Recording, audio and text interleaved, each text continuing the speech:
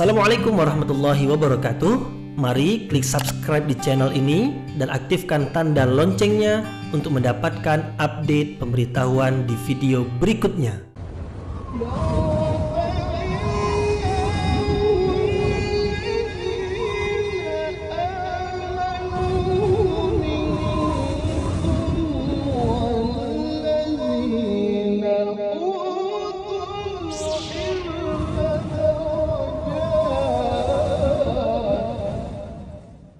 A'udzu billahi minasyaitonir rajim. Bismillahirrahmanirrahim.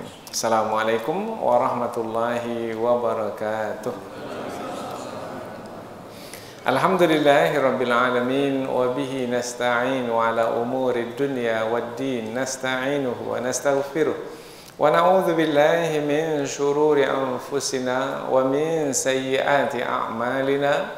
فمن يهده الله فلا مضل له ومن يضلل فلا هادي له أشهد أن لا إله إلا الله وحده لا شريك له وأشهد أن محمدا عبده ورسوله لا نبي بعده أما بعد. Puji syukur kehadirat Allah Subhanahu wa taala yang masih melimpahkan rahmat dan nikmatnya. Kita bersyukur dengan mengucapkan alhamdulillahi rabbil alamin. Kemudian tidak lupa pula bersalawat kepada Rasulullah dengan mengucapkan Allahumma salli ala sayyidina Muhammad wa ala ali sayyidina Muhammad, dan bersalam kepada Rasulullah dengan ucapan Assalamu alayka ya Rasulullah. Alhamdulillah kita dapat kembali meneruskan pengajian tafsir ayat-ayat suci Al-Quran yang insyaallah kita akan teruskan kepada ayat yang ke-11, 12, 13, dan 14 dari surah Al-Hajj. 4 ayat yang kita pelajari dari surah Al-Hajj menerangkan tentang orang yang goncang dalam beriman dan ada pula yang tenang dalam beriman. Yang goncang dalam beriman maknanya yang tidak kokoh dalam beriman kepada Allah. Apabila diuji dengan kebaikan, maka ia tetap beriman. Tetapi apabila diuji dengan musibah, dengan bencana, maka ia berpaling dari kebenaran. Dia tidak lagi beriman kepada Allah. Dia menjadi murtad. Dia keluar dari beragama Islam. Nah, orang yang seperti ini rugi dunia, rugi akhirat. Allah menyebut bahwasanya mereka ini tidak akan mendapatkan apa-apa kebaikan di dunia, tidak, di akhirat pun tidak. Kemudian apabila ia berpaling dari kebenaran, kemudian dia kembali kepada kekufuran dengan menyembah selain Allah, menyembah berhala, menyembah patung umpamanya, maka sebenarnya tidak ada kebaikan apa yang didapatkan dari patung, dari berhala yang disembah. Apapun atau siapapun yang disembah selain Allah tidak punya kuasa apa-apa, mendatangkan manfaat tidak, menolak mudarat pun tidak. Maka sebenarnya orang yang murtad dari agama Islam tidak mengenal Allah Subhanahu wa taala dengan baik. Andaikan seseorang beriman, betul-betul beriman, maka ia akan mengenal Allah Subhanahu wa taala dengan baik. Apabila ia mendapatkan kenikmatan-kenikmatan, kebaikan-kebaikan, maka bertambahlah keimanannya. Dan apabila dia diuji dengan bencana, dengan musibah, maka bertambah juga keimanannya. Jadi orang beriman yang sebenarnya beriman, dalam keadaan bagaimanapun imannya bertambah, tidak berkurang. Sebab orang yang beriman memahami betul, apabila Allah memberikan kenikmatan kepadanya, maka untuknya supaya bersyukur. Dan apabila Allah mengujinya dengan musibah, dengan bencana, supaya ia bersabar. Apabila ia bersyukur, dia mendapatkan kebaikan, pahala di dunia dan di akhirat. Dan apabila ia bersabar, ia juga mendapatkan pahala kebaikan di dunia dan bermakna orang yang beriman dan betul-betul beriman akan terus bertambah keimanan mereka, maka mereka mendapatkan kebaikan, keberuntungan di dunia dan di akhirat. Itulah keberuntungan yang sebenarnya. Kalau yang di awal tadi, itulah dia kerugian yang sebenarnya. Kerugian karena di dunia ini yang murtad dari agama Islam, yang tidak lagi beriman, kemudian menyembah selain Allah. Di dunia Allah tidak akan memberikan pertolongan kepadanya. Allah tidak akan memberikan perlindungan, pemeliharaan kepadanya. Allah biarkan dia menjalani hidup dengan dirinya sendiri. Karena tidak layak untuk mendapatkan pertolongan. Karena yang layak untuk mendapatkan pertolongan dari Allah adalah orang-orang beriman. Pertolongan yang sebenarnya, pertolongan yang memenangkan mereka dari musuh. Musuh yang nyata dalam hidup ini sebenarnya adalah syaitan. Inna syaitana, sesungguhnya syaitan itu lakum, bagi kamu, aduwwum mubin, musuh yang nyata. Maka Allah tidak memberikan pertolongan karena memang dia sudah tidak lagi bermusuhan dengan syaitan. Orang kafir itu sebenarnya berkawan ya, berteman dia dengan syaitan. Maka Allah biarkan dia, Allah hanyutkan dia di dalam kesesatan ya. Dan itulah dia kesesatan yang semakin jauh dari kebenaran. Kemudian di hari akhirat pula dimasukkan ke dalam neraka. Maka apakah ada kebaikan bagi mereka? Tidak. Di dunia tidak, di akhirat pun tidak. Nah, siapa yang sebenarnya beruntung yang akan mendapatkan kebaikan di dunia dan di akhirat? Nah, ayat 14. Maka kita sambung dia ke ayat 14, yaitu orang yang beruntung adalah orang yang Allah masukkan mereka ke dalam surga. Siapa mereka? Orang-orang beriman. Orang-orang beriman dan membuktikan keimanan mereka dengan amal soleh. Maka mereka itu orang yang beruntung karena dimasukkan dalam surga yang menyenangkan. Karena pemandangan yang indah akan mereka nikmati dalam surga, karena ada sungai-sungai yang mengalir di bawah mereka. Dan sesungguhnya Allah Maha berkuasa dalam melakukan perbuatan apa saja. Jadi kekuasaan Allah adalah meliputi semua manusia, yang beriman tetap beriman atau yang murtad dari agama Islam pun Allah menguasainya juga di dunia dan juga di akhirat. Bermakna semestinya kita apabila sudah mendapatkan ilmu dari beberapa ayat ini, hendaknya bertambahlah keimanan kita kepada Allah Subhanahu wa taala, dalam waktu yang sama menjadi lebih berhati-hati dalam menjaga keimanan. Karena bisa saja tergelincir dan jatuh ketika kita diuji dengan musibah. Banyak orang yang ketika badan sehat, kemudian rezekinya lapang, dia dekat ke masjid, sholat, taat beribadah. Tapi ketika sudah ditimpa musibah, bencana, ditinggalkannya ibadah, tak lagi ke masjid. Ada yang seperti itu. Dia tinggalkan semua berkaitan dengan agama. Bermakna dia sudah tersesat. Mungkin syaitan telah berhasil menyesatkannya. Mungkin syaitan membisikkan ke telinganya, mana dia manfaat dari ibadah yang kamu kerjakan selama ini. Nah, kemudian karena imannya goncang-goyang, maka ia juga ya. Akhirnya ia meninggalkan agama. Nah, apabila sampai ke tahap seperti itu, rugi dunia, rugi akhirat. Maka kita berharap mudah-mudahan dengan mempelajari ayat-ayat ini, kita tetap menjaga iman dan bertambah iman kita.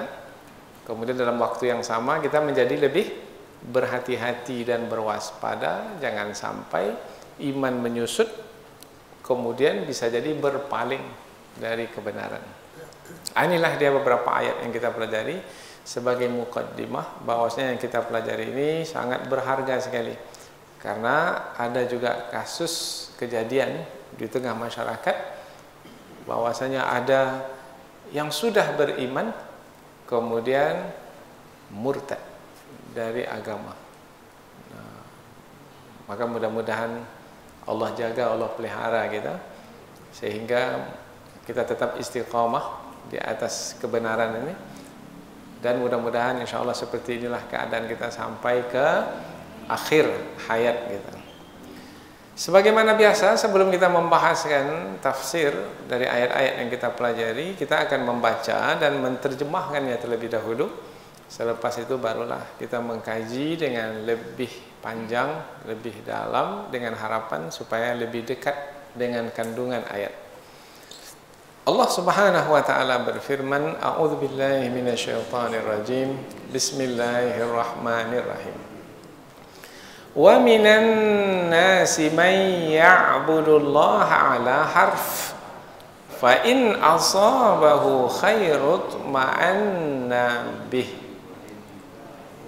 wa in asabathu fitnatun qalaba 'ala wajhihi khasirat dunya wal akhirah. Dzalika huwal khusranul mubin. Yad'u min dunillahi ma la yadurruhu wa ma la yanfa'u. Dzalika huwad dhalalul ba'id. Yad'u laman darruhu aqrabu min naf'ihi. La bi'sal maula wa la bi'sal 'ashir. Inna Allaha yudkhilul ladzina amanu wa 'amilus salihati jannatin tajri min tahtihal anhar. Inna Allaha yaf'alu ma yurid.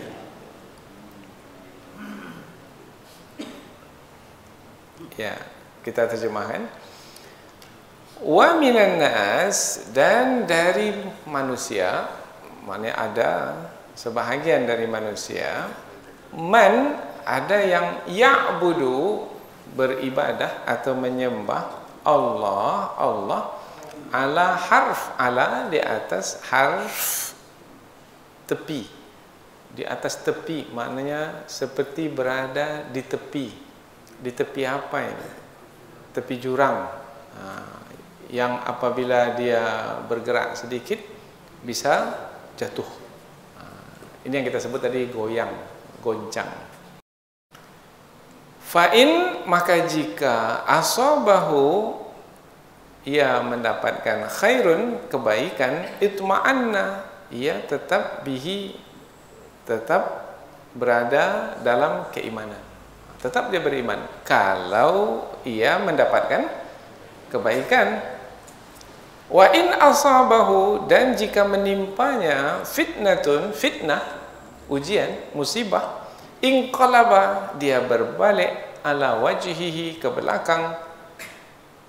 Berbalik ke belakang ini maknanya tidak lagi beriman, murtad. Khasirat dunia, maka rugilah dia di dunia, wal akhirah, dan akhirat. Di dunia tak dapat kebaikan apa, di akhirat pun tak juga dapat kebaikan apa-apa. Dzalika, itulah dia, huwa, dia, al-khusran, kerugian, al-mubin, yang nyata. Dan di antara manusia ada yang menyembah Allah atas macam mana mau menerjemahkan, menyembah Allah seperti berada di tepi jurang. Dalam menerjemahkannya payah juga kita ini ya.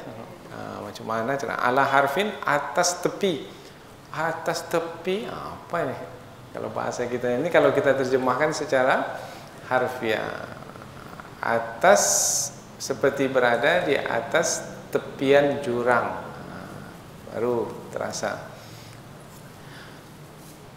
Maka jika ia mendapatkan kebaikan, ia tetap tenang dalam keadaan beriman, dan jika musibah atau fitnah menimpanya, ia berpaling ke belakang, rugilah dunia dan akhirat. Maka merugilah ia di dunia dan di akhirat. Itulah dia kerugian yang nyata. Ayat berikutnya, yad'u, dia menyeru, min dunillah, selain Allah.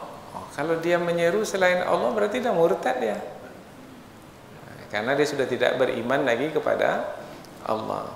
Ma la yadurruhu, apa-apa yang tidak mendatangkan, yang tidak memberikan mudarat kepadanya. Wa ma la yanfa'uhu, dan apa-apa yang tidak mendatangkan manfaat kepadanya. Dzalika, itulah dia, huwa, dia, ad-dhalal, kesesatan, al-ba'id, yang jauh, kesesatan yang jauh, bermakna sudah jauh dari kebenaran. Dia menyeru selain Allah yang tidak mendatangkan kemudaratan kepadanya dan juga tidak mendatangkan manfaat. Tak punya kuasa apa-apa mendatangkan mudarat, tidak menolak mudarat, tidak memberikan manfaat, tidak menolak manfaat pun tidak. Berhala punya kuasa apa-apa? Mana punya kuasa? Melihat tidak, mendengar tidak, bergerak pun tidak. Kita tumbang kan tumbang deh. Itulah dia kesesatan yang nyata.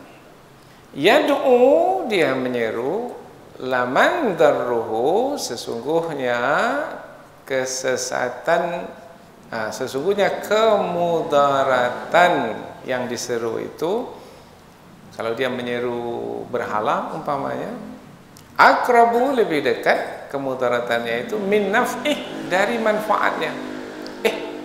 Berarti menyembah berhala itu ada manfaatnya juga ya? Menyembah selain Allah itu ada manfaat juga. Kan di sini disebut lebih dekat kemudaratannya daripada manfaatnya. Iya, mudaratnya ada. Ya, mudaratnya lebih dekat dari manfaat yang dia dapat. Tapi berarti ada juga manfaatnya menyembah berhala itu. Kita tunggu tafsirannya nanti. Apa maksudnya ya? La bi'sa, dan sungguh seburuk-buruk atau sejahat-jahat, al-maula, pelindung. Wala bi'sa, dan sungguh seburuk-buruk, al-ashir, penolong.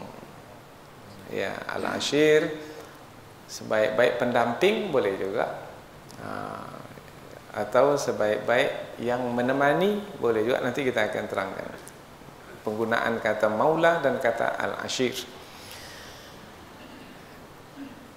Ia menyeru yang sebenarnya kemudaratannya lebih dekat dari manfaatnya. Sungguh seburuk-buruk pelindung atau penolong, dan sungguh seburuk-buruk pendamping ya. Atau seburuk-buruk sahabat boleh juga, karena dalam tafsiran banyak sekali pembahasan tentang siapa yang dimasukkan dengan al-ashir. Inna, ayat yang terakhir yang keempat, sesungguhnya Allah yudkhilu, memasukkan, alladzina amanu, orang-orang yang beriman, wa amilu salihat, dan beramal saleh, jannatin, ke dalam surga-surga, tajri, yang mengalir, min tahtiha, dari bawahnya, al-anhar, sungai-sungai. Inna, sesungguhnya Allah yaf'alu, melakukan, ma yurid, apa yang dia kehendaki. Di antara yang dikehendaki oleh Allah, memasukkan orang beriman dan beramal soleh ke dalam syurga yang menyenangkan. Sesungguhnya Allah memasukkan orang-orang beriman dan beramal soleh ke dalam syurga yang mengalir dari bawahnya sungai-sungai. Sesungguhnya Allah melakukan perbuatan apa yang dia kehendaki, melakukan apa yang dia kehendaki.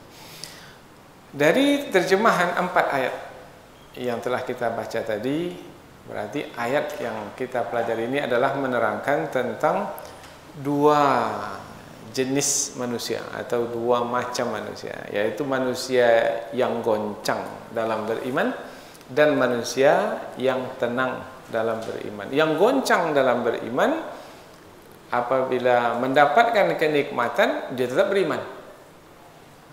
Tetapi apabila ditimpa musibah, dia tidak beriman lagi. Dia berpaling dari agama, dari kebenaran, kembali kepada kekufuran. Dan satu lagi jenis manusia adalah yang beriman tetap beriman, dan mereka ini beramal soleh, yaitu apabila mendapatkan kebaikan-kebaikan, kenikmatan-kenikmatan dari Allah, mereka bersyukur. Bersyukur itu amal soleh. Dan apabila diuji dengan musibah, dengan bencana, mereka bersabar. Bersabar itu amal soleh. Maka mereka ini beruntung, yaitu di dunia mereka tenang, sebab mereka dapat memahami apa yang mereka jalani. Mereka bersyukur, hati tenang. Mereka bersabar, hati tenang juga. Nah, ketenangan itulah sebenarnya yang menjadi tujuan. Nah, kemudian di dunia beruntung, di akhirat pun juga beruntung, yaitu dimasukkan ke dalam surga yang indah, yang mengalir dari bawahnya sungai-sungai, pemandangan yang sangat bagus sekali di dalam surga, menyenangkan. Dan di dalam surga itu selama-lamanya, la yabghuna hiwala. Mereka tak ingin pindah dari surga itu. Ya, kalau sudah masuk surga menyenangkan, maka tak mau pindah lagi. Tapi bagaimana penghuni neraka dalam neraka? Bergerak untuk keluar dari neraka. Setiap kali mereka sampai ke tepi neraka, dikembalikan lagi ke tengah. Nah, ini kita jumpa ayatnya di mana nih? Di surah As-Sajdah. Kullama aradu ayyakhruju minha u'idu fiha. Setiap kali mereka itu bergerak untuk keluar dari neraka itu, u'idu fiha, dikembalikan lagi ke tengahnya. Dan itu adalah siksaan, yaitu bergerak keluar itu kan ada harapan sebenarnya untuk bisa keluar. Tapi ketika sudah sampai ke tepi, harapan tinggal harapan, yaitu mereka dikembalikan ke tengah neraka. Jadi dua keadaan yang berbeda, bertolak belakang. Nah, kedua keadaan di akhirat kelak itu ditentukan oleh apa yang kita pilih ketika di dunia ini, yaitu beriman, memilih beriman, surga. Berpaling dari kebenaran, memilih kekufuran, neraka. Pilih mana? Memilihnya sekarang ini. Memilihnya sekarang, dan nanti balasannya di hari akhirat. Jadi kita mengaji ini, mengaji firman Allah, mengaji tafsir ini, tujuannya adalah untuk peringatan, sebagai nasihat bagi diri kita. Ini dia firman-firman Allah. Selama ini mungkin kita membacanya saja, kita tak faham. Nah, tetapi sekarang ini, oh ini dia yang saya baca selama ini. Sudah berkali-kali saya baca ini, dan berapa kali saya khatam Al-Quran, tapi saya tak faham. Nah, dan boleh jadi juga apabila kita baca terjemahannya, ada terjemahan, kadang-kadang terjemahan itu pun kita tak faham. Ini apa yang dimaksudkan dari ayat ini? Akhirnya tidak dapat kita menikmati Al-Quran itu sebagai petunjuk. Kita barulah menikmati petunjuk sebagai petunjuk yang kita ikuti dan akan menyampaikan kita ke tujuan kalau kita memahami petunjuk tersebut. Umpamanya lah, kalau kita memahami ada petunjuk di tepi jalan itu, mobil, kendaraan seperti di atas jalan yang licin kan ada. Itu apa maknanya itu? Oh, di hadapan sana jalan yang akan kita tempuh itu, kalau hujan hari, jalan itu jalan yang licin. Maka bagaimana sikap kita kalau kita memahami petunjuk itu? Kita akan menjadi berhati-hati. Bermakna licin ini, jalan ini. Ada juga umpamanya kita memahami petunjuk, yaitu belokan patah, menanjak. Bermakna kalau belokan patah, siap-siaplah belok kanan belok kiri. Ini patah ini. Nah, tak bisa sambilan begitu saja berbelok. Tikungan tajam. Umpamanya lagi tanjakan, yaitu mendaki yang agak tinggi, umpamanya curam. Bagaimana? Siap-siaplah. Akan kita tambah gas kecepatan? Enggak. Bagaimana gigi gear itu? Kita turunkan. Kalau kita mengikuti petunjuk. Maka kita perlu memahami. Seperti sekarang ini, badan masih sehat? Masih sehat. Nah, seperti sekarang ini kita belum diuji dengan penyakit di badan. Tetapi sudah ada sini petunjuk. Hati-hati, nanti kita akan diuji dengan penyakit di badan. Kita akan diuji mungkin dengan jatuh dalam usaha, bangkrut. Bukan untung yang kita dapat, utang yang datang. Bagaimana ketika itu? Apakah kita tetap beriman atau berbalik dari kebenaran? Oh, ingat kita, pengajian dulu di surah Al-Hajj ayat 11 sampai ayat 14. Ayat 11, ayat 13 itu saya tak mau yang macam tu. Saya mau yang ayat yang ke 14 itu. Nah, maka kita menjadi berbekal. Bekal itulah sebenarnya yang kita inginkan dengan duduk sejenak dalam majlis ini. InsyaAllah mudah-mudahan kita mendapatkan manfaat. Baik, kita sambung ke pengajian, yaitu tafsir, penjelasan yang lebih panjang. Kita mulai dari ayat yang ke-11.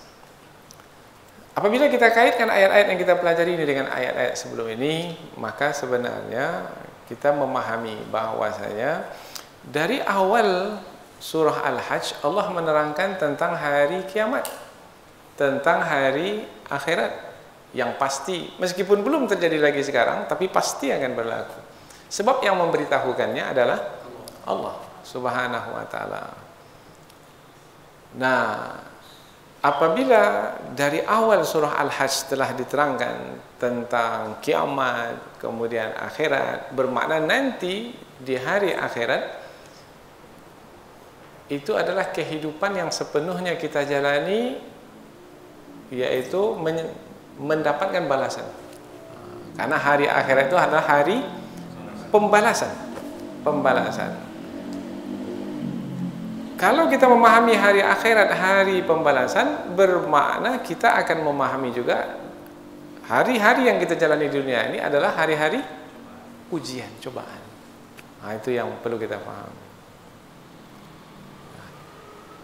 Apabila hari-hari yang kita jalani di dunia ini adalah hari-hari ujian, maka ujian yang dimaksudkan itu adalah siapa yang diuji?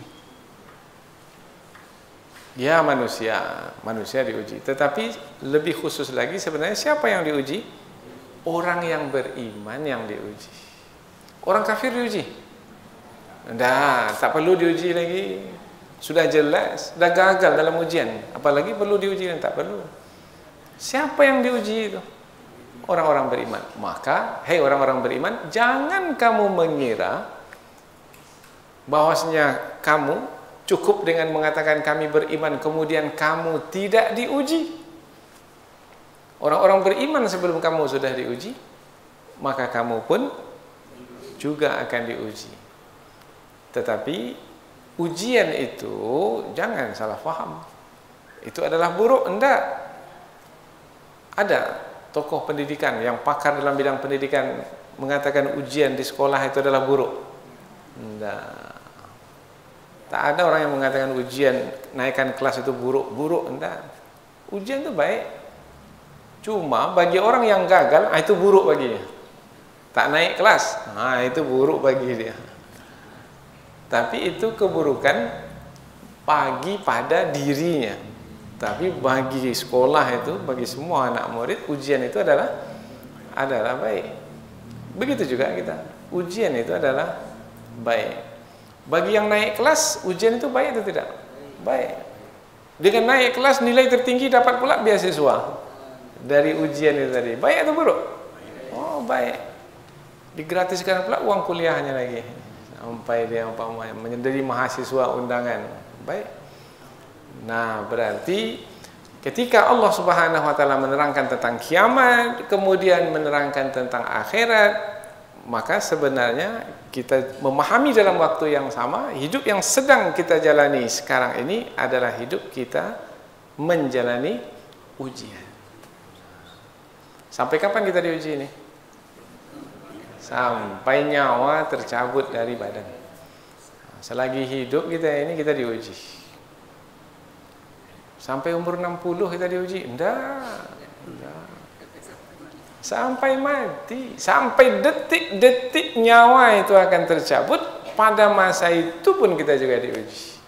Dan biasanya syaitan pada masa itu lebih hebat dalam menguji. Itu adalah kesempatan terakhir, kata syaitan. Ini terakhir nih, setelah ini mati dia lagi nih. Maka inilah kesempatan saya terakhir untuk menyesatkannya. Syaitan ingin sekali di penghujung usia seseorang itu ia tersesat, berpaling dari kebenaran. Maka kita selalu berdoa, ya Allah, tutuplah usia kami dengan penutup yang baik, husnul khatimah. Allahumma khtimna bi husnul khatimah. Itu selalu kita berdoa. Mudah-mudahan Allah bantu kita di penghujung usia kita, sehingga kita tetap menjaga keimanan kita. Karena kita tidak ingin gagal dalam ujian. Baik. Jadi ayat yang kita pelajari ini ada kaitan dengan ayat sebelumnya. Ada sekali, jelas, sangat sesuai, sangat berurutan, sangat berurutan sekali. Manusia dua jenisnya, dua macamnya. Ada yang beriman tetap beriman, ada yang beriman berpaling dari kebenaran sehingga tidak beriman lagi. Nah, di ayat yang 11, 12, 13 itu menerangkan yang goncang, yang goyang dalam beriman. Wa minan nas, dan di antara manusia, may ya'budullah, ada yang beribadah kepada Allah ala harf, seperti berada di tepi. Beribadah di tepi, boleh juga. Beribadah di tepi maknanya beriman, tunduk dan patuh kepada Allah, berada di tepi. Kalau berada di tepi bermakna tidak kokoh. Tidak kokoh. Maka ada di antara ulama yang memahami makna berada di tepi di sini ini adalah yang tidak betul-betul beriman ketika berada di dalam agama Islam. Jadi ada yang masuk Islam pada masa dahulu, ada yang masuk Islam. Nah, tapi dia tidak betul-betul beriman sebenarnya. Ketika kita tanya, beragama Islam? Ya, beragama Islam. Saya sudah masuk Islam sekarang.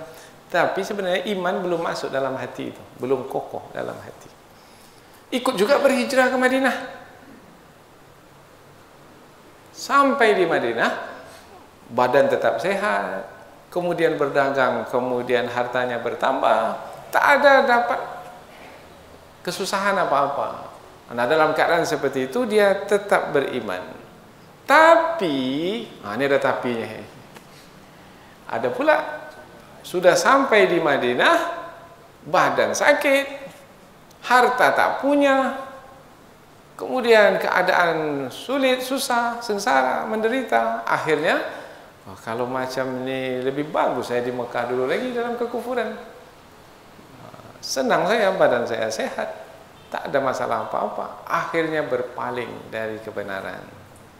Nah, ayat ini menerangkan tentang orang yang berada di tepi.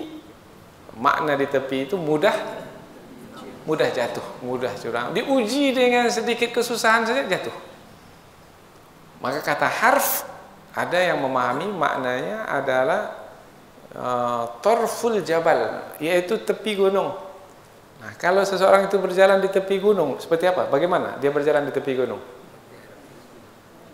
Di sebelah kirinya apa? Sebelah kanannya gunung. Maka sedikit saja dia salah melangkah, jatuh ke jurang. Bayangkan. Jadi ada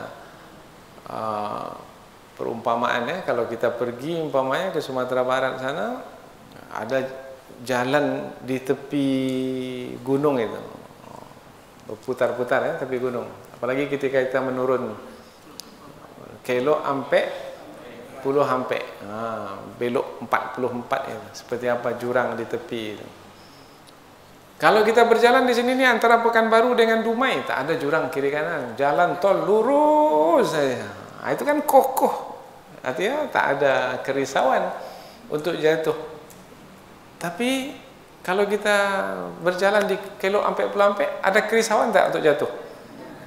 Yang pertama kali sampai di situ, dan tak pernah menjalani jalan yang seperti itu sebelum ini, sekali ini ajalah saya ke sini. Selepas ini saya tak mau datang sini lagi.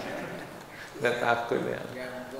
Nah, begitulah keadaan kalau berada di tepi. Maka Allah menggunakan kata ala harf, berada di tepi. Jadi ada di antara manusia yang beribadah kepada Allah berada di tepi, maknanya seperti orang yang berada di tepi yang goyang, goncang, mudah jatuh. Sambungannya, fa in asabahu khairun itma'anna bih.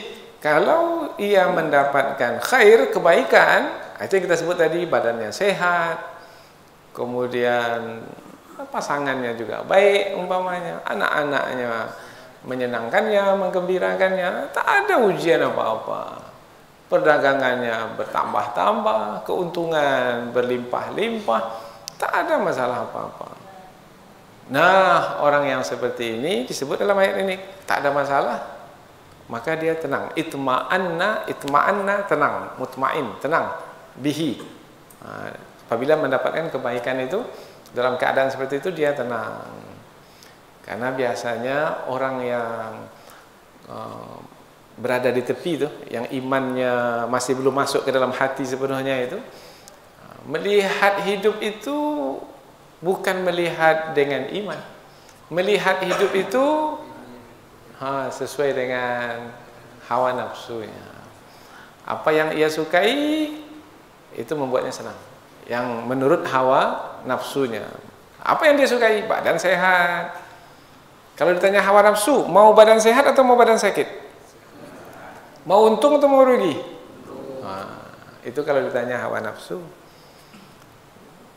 Tetapi kalau ditanya iman, mau sehat atau mau sakit? Kalau sakit itu bisa mendatangkan kebaikan, pahala jadi bertambah, kedudukan menjadi tinggi. Kalau sehat, tidak berpeluang untuk bertambah iman, tidak berpeluang untuk dapat kedudukan yang tinggi. Mau sehat atau mau sakit? Kan udah berubah jawabannya. Karena bagi orang beriman, bukan sehat sakit itu yang dilihat. Yang dilihat adalah buah dari sehat dan dari sakit. Kalau dari sakit itu buahnya lebih manis, lebih lezat, lebih berharga, maka apabila Allah takdirkan sakit, maka ia tidak akan mempersoalkan, tidak akan mempermasalahkan. Ia akan redha dengan ketetapan Allah itu. Pasti ada hikmah di sebaliknya ini. Oh, mungkin untuk menghapuskan dosa-dosa saya. Oh, untuk meninggikan kedudukan saya. Tak ada masalah berarti. Maka kita tengok, tenang-tenang aja orang yang sakit, yang beriman kepada Allah itu. Yang susah hati itu orang yang menjenguknya.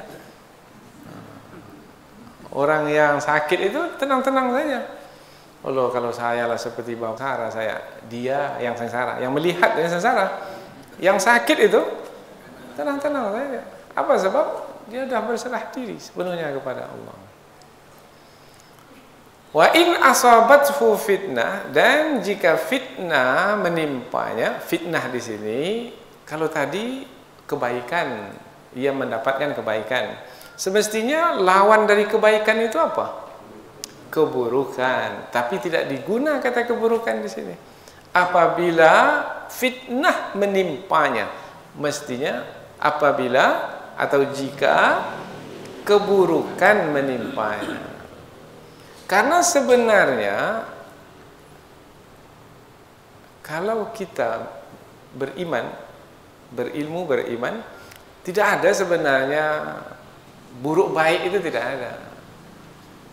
Kalau kita memiliki ilmu dan beriman tentang Allah, kepada Allah, maka apapun yang Allah tetapkan sebenarnya baik, tak ada yang buruk. Baik, contoh mudahlah sekarang ini. Kita berusaha, alhamdulillah, dengan usaha itu kita mendapat hasil, untung. Baik atau buruk? Baik. Ini maklum, semua orang bisa jawab. Kita berusaha, sudah sungguh-sungguh berusaha, kemudian gagal, rugi. Baik atau buruk?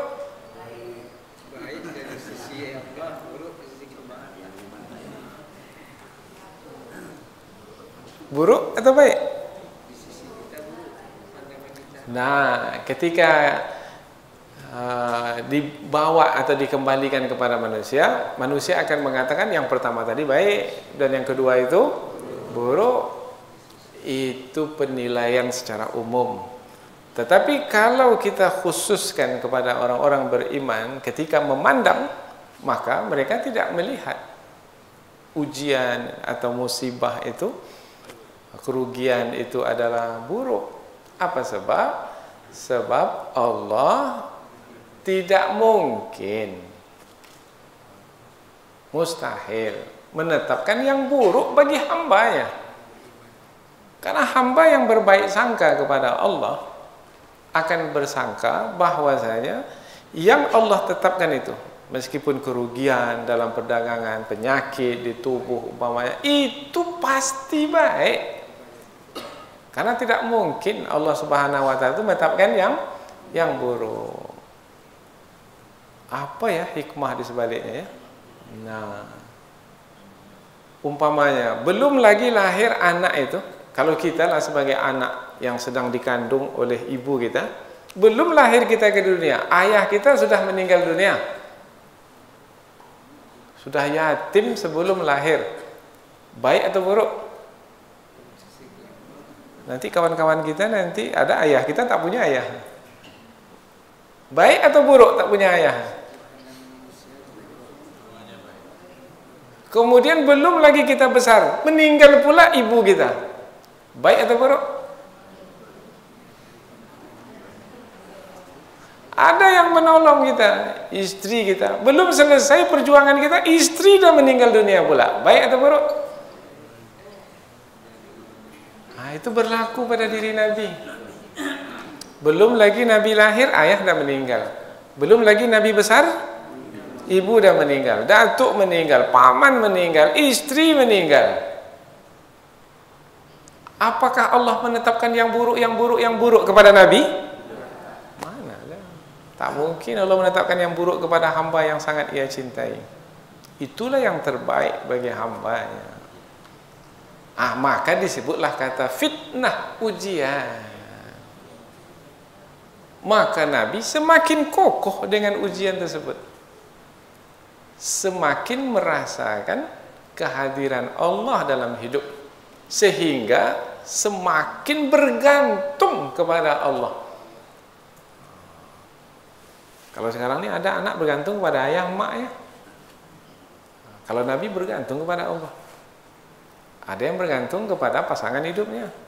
Meninggal pasangan hidupnya stres, langsung tak bisa dia memahami, menjalani hidup ini lagi dengan baik. Nah, Allah Subhanahu wa taala menguji Rasulnya untuk sepenuhnya berserah diri kepada Allah Subhanahu wa taala, dan Nabi berhasil. Dan itulah dia kebaikan. Nah, berhasil dalam ujian. Wa in asabathu fitnah, apabila ditimpa fitnah, ujian atau musibah, inqalaba ala wajhihi, ia berpaling ke belakang. Ke belakang mana? Kepada kekufuran. Ini yang gagal dalam ujian. Karena ayat 11, 12, 13 ini menerangkan tentang orang yang gagal dalam beriman. Khasirat dunia wal akhirah, rugi dunia dan rugi akhirat.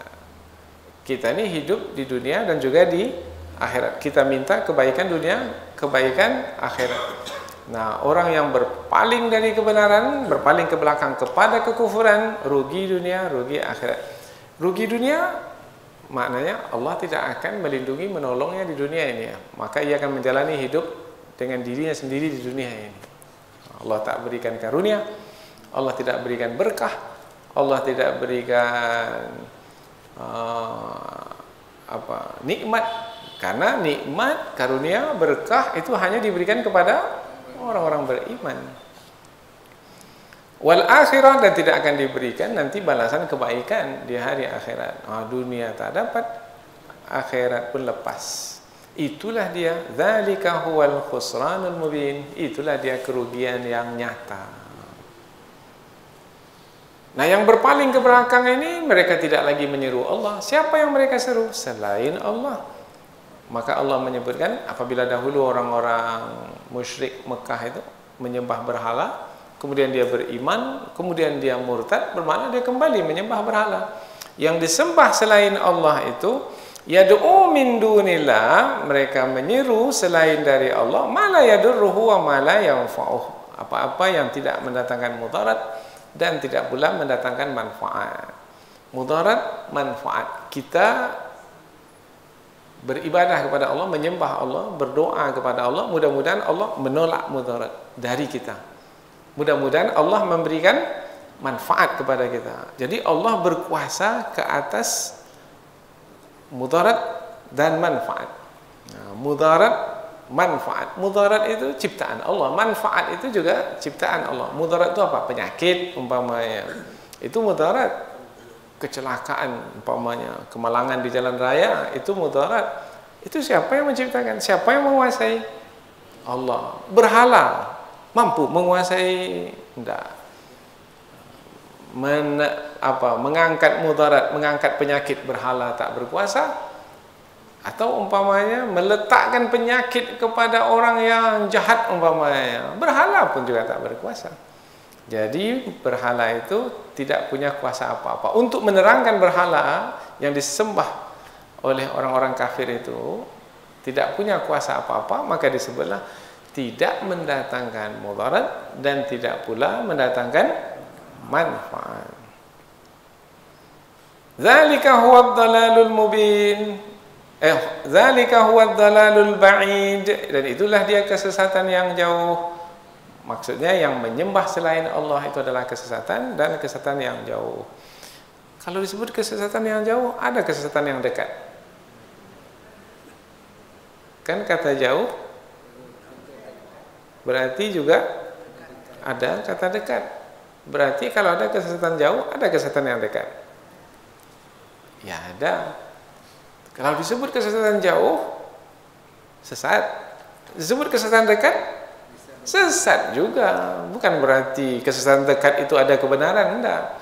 Hanya saja ketika disebut dekat, peluang untuk kembali kepada kebenaran besar. Kalau kesesatan jauh, kecil peluang. Laba karet, dah berkarat, itu dah jauh sekali, dah tak bisa lagi dibersihkan itu. Maka susah untuk dibersihkan, diperbaiki, kembali ke kebenaran. Yad'u laman darruhu akrabu min naf'i, menyeru yang sebenarnya yang diseru itu selain Allah Subhanahu wa taala, kemudaratannya menyembah selain Allah itu kemudaratannya lebih dekat dari manfaatnya. Berarti menyembah selain Allah itu ada manfaatnya juga.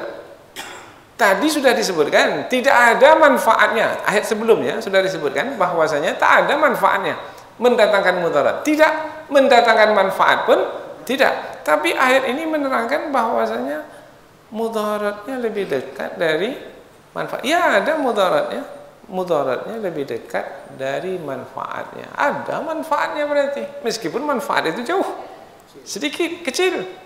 Berarti ada manfaat menyembah selain Allah. Penjelasannya adalah, ini diantara yang dijelaskan oleh ulama tafsir kita adalah, kita ini menjalani hidup di dunia dan di akhirat. Di dunia ini sampai kita mati. Selepas itu di akhirat kekal dan abadi. Orang yang menyembah selain Allah, menyembah berhala, ketika di dunia ini boleh jadi mereka mendapat manfaat berupa apa yang mereka inginkan di dunia ini. Umpamanya mereka menyembah berhala, kemudian mereka minta kepada berhala itu sehat badan. Sehat badan mereka. Mereka minta rezeki mereka luas. Luas rezeki mereka. Naik jabatan.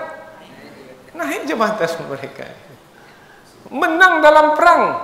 Menang dalam perang. Jadi manfaat yang dimasukkan itu adalah yang mereka sukai di dunia ini. Dan Allah berikan sebenarnya adalah untuk menguji mereka, yaitu mereka menjadi terpedaya, tertipu bahwasanya yang memberikan manfaat kepada mereka adalah berhala itu. Maka sebelum melakukan apa-apa ke berhala dulu mereka pergi. Bawa sesajen ke berhala, bersimpuh di hadapan berhala. Nah, kemudian mereka memahami bahwasanya berhala itu mendatangkan manfaat bagi mereka. Itu yang dimaksudkan dengan manfaat. Kemudian kemudaratan lebih dekat dari manfaat. Makna lebih dekat, apa maknanya? Maka penjelasannya adalah mudarat lebih dekat dari manfaat. Mudarat, kapan mereka baru mendapat mudarat, bencana? Kalau sudah meninggal dunia. Mungkin selama mereka sampai ke akhir hayat itu badan mereka sehat-sehat saja, harta mereka bertambah, tetapi hidup di dunia ini berapa lama? Sebentar sekali. Nah, berarti kalau mereka mati, setelah itu yang akan mereka jalani kesengsaraan. Itulah dia mudarat. Jadi mudarat yang menanti mereka itu lebih dekat dari manfaat yang sedang mereka jalani. Sekarang badan sehat, siapa jamin bahwasanya besok masih sehat? Siapa jamin besok masih hidup? Karena tidak bisa menjamin bahwasanya hidupnya akan lama di dunia ini, berarti kematian itu dekat atau jauh? Dekat. Maka itu yang dimaksudkan dengan mudarat yang akan mereka dapatkan berupa hukuman, siksaan selepas kematian itu lebih dekat bagi mereka berbanding manfaat yang sedang mereka jalani di dunia ini.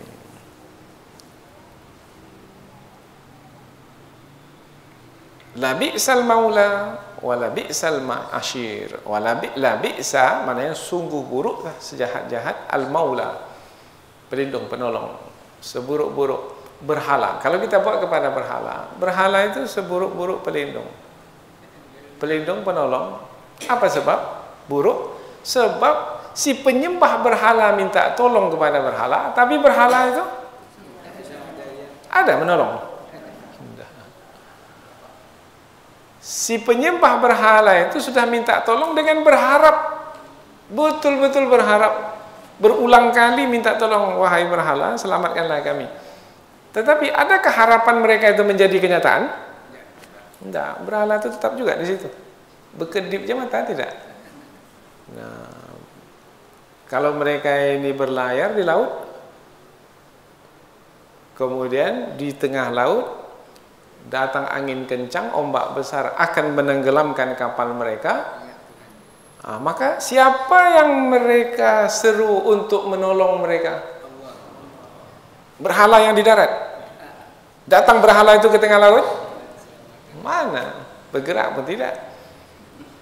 Nah, maka sebenarnya orang yang menyembah berhala itu adalah orang yang tidak menggunakan akal fikiran. Dan berhala itu kalau disebut juga sebagai penolong, itulah seburuk-buruk penolong, yaitu ketika kita minta tolong dia tak mau nolong karena memang tak bisa nolong. Itulah seburuk-buruk penolong, al-maula. Wala bi'sal ashir, dan seburuk-buruk pendamping. Ashirah ini adalah yang bersama kita. Siapa yang bersama kita? Al-mu'asyarah. Ini suami istri biasanya mu'asyarah. Mu'asyarah itu yang selalu bercampur, bergaul dengan kita. Maka ada juga yang memahami al-ashir itu adalah pendamping, yang menemani, yang dekat. Nah, berhala itu yang disembah selain Allah itulah seburuk-buruk pendamping. Apa sebab? Sudah dekat dengan berhala, sudah dekat. Kan ada yang bawa berhala ke dalam kendaraan kan, diletaknya di dashboard itu kendaraan, di dashboard itu yang di depan itu, Diletaknya berhala di situ. Terbalik kendaraan kita. Ada berhala yang dalam kendaraan itu memelihara, menyelamatkan kita. Dengan dia terbalik sekali. Hancur kendaraan kita, hancur pula berhala itu. Wala bi'sal ashir. Ashir di sini seburuk-buruk yang mendampingi. Ada di antara ulama mengapa ada kata maula, ada kata ashir. Maula ini untuk menerangkan bahwasanya maula inilah, penolong inilah yang kita harapkan ketika kita dalam keadaan susah. Kalau ashir, pendamping inilah yang kita harapkan ketika dalam keadaan senang. Ada di antara ulama menjelaskannya begitu. Kita ini kan antara dua keadaan. Hari ini senang, mungkin besok susah. Ketika kita susah, siapa yang kita harapkan? Orang yang menolong kita sehingga kita keluar dari kesusahan. Ketika kita senang, siapa yang kita harapkan ketika kita senang? Orang yang sama-sama bersenang, ingin bersenang-senang dengan kita. Sama-sama senang. Umpamanya lah, ketika kita sakit, siapa yang kita harapkan? Orang sehat yang akan membantu kita ketika kita sakit. Tapi kita senang, sehat sekarang ini. Siapa yang kita harapkan supaya kita bisa bercanda, bergelak, ketawa sehingga kita gembira? Orang yang sehat juga. Maka kita pun ngopi kita yuk. Ngopi di mana? Lubuk Sakat lah kita ngopi di bawah pohon jambu. Sama-sama sehat. Bagaimana suasana hati kita? Itulah dia sebaik-baik ashir, yaitu yang menyenangkan kita ketika kita dalam keadaan senang. Kemudian sebaik-baik penolong adalah ketika kita dalam keadaan susah, dia menolong kita. Tapi seburuk-buruk penolong ketika kita susah dia tak mau nolong, dan seburuk-buruk orang yang dekat dengan kita di saat kita gembira tak mau dia menjaga kegembiraan kita ini. Bahkan diganggunya kita dalam bergembira. Itu adalah seburuk-buruk yang dekat, yang tidak mendatangkan kebaikan, manfaat.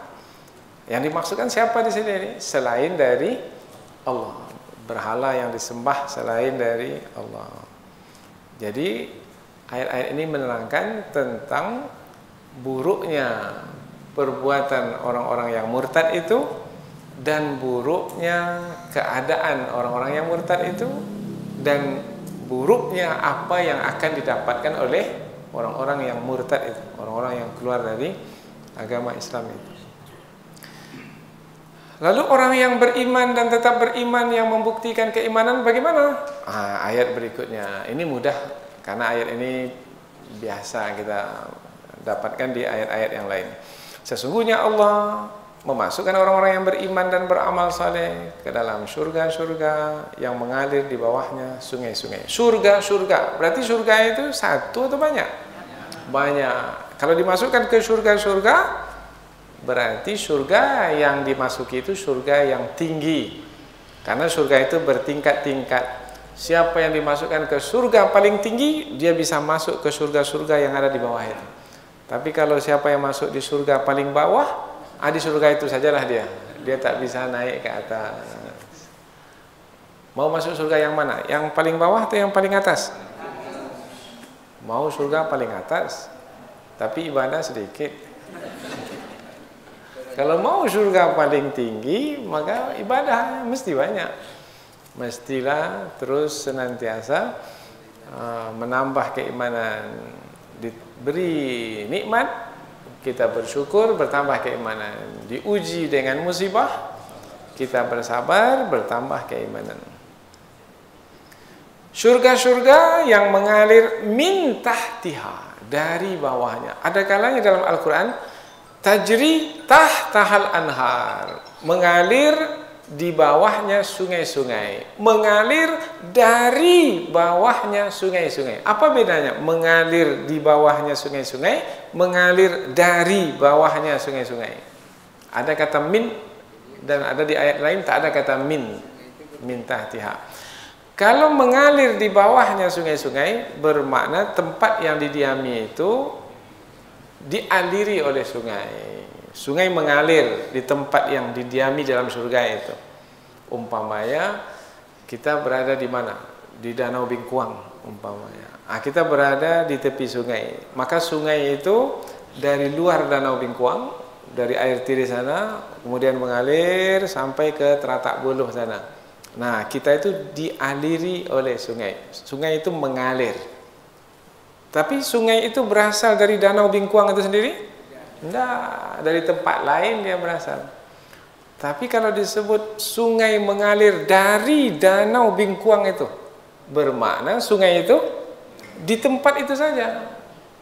Kalau sungai mengalir di bawah, dari bawah surga, bermakna sungai itu di surga itu betul. Jadi asal sungai itu asalnya hulu. Hulu sungai itu di surga itu sendiri. Disitulah sungai itu berputar-putar. Tak ada keluar. Tidak dari luar, tidak pula dari dalam. Bermakna sungai itu di situ. Dari pangkalnya, dari hulunya hingga ke hilir.